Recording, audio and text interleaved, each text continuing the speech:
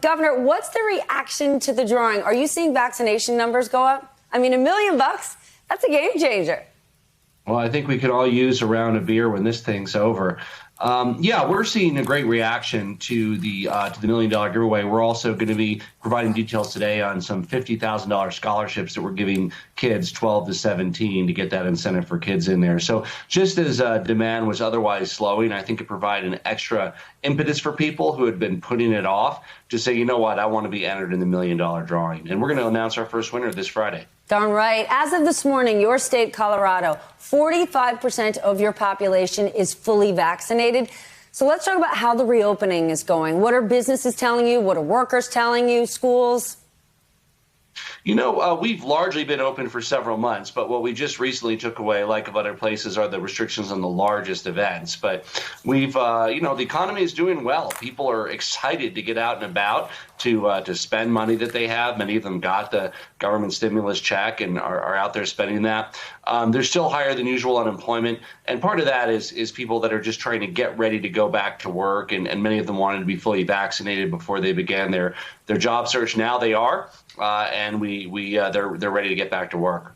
All right, let's talk about a different kind of money. You made headlines recently for floating the idea of Colorado becoming the first state to accept cryptocurrency for taxes.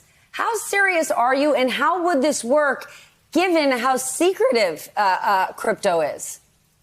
Well, it's all about meeting customers where they are. We try to serve customers as best we can and serve the taxpayers. And if people want to pay that way, the state wouldn't want to hold the currency risk. We would have to convert it into dollars once we received it. But absolutely, we'd be thrilled to be able to take the money that people owe us for all government services any way that they want to pay us. Wow. When do you see this actually happening then?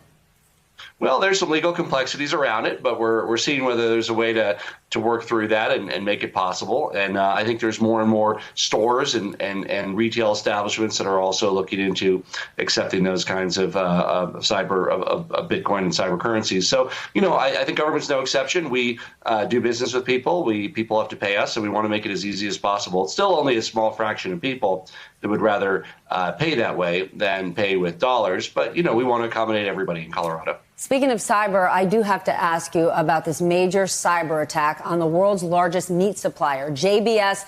They're headquartered in Greeley, Colorado. What's the impact there, and what can you do to protect from these kind of ransomware attacks? I mean, it's not unique to Colorado. It's happening around the world, and it's only getting worse.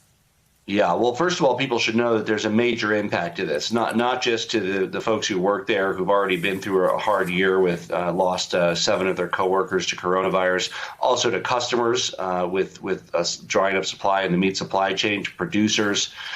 So it hit hard, and we are happy to provide any support we can. It's my understanding that they will be able to reopen either today or tomorrow. But this has been very tough. It just shows that, who would think that this is a place that could fall victim to a cyber attack? It could hit anyone at any time.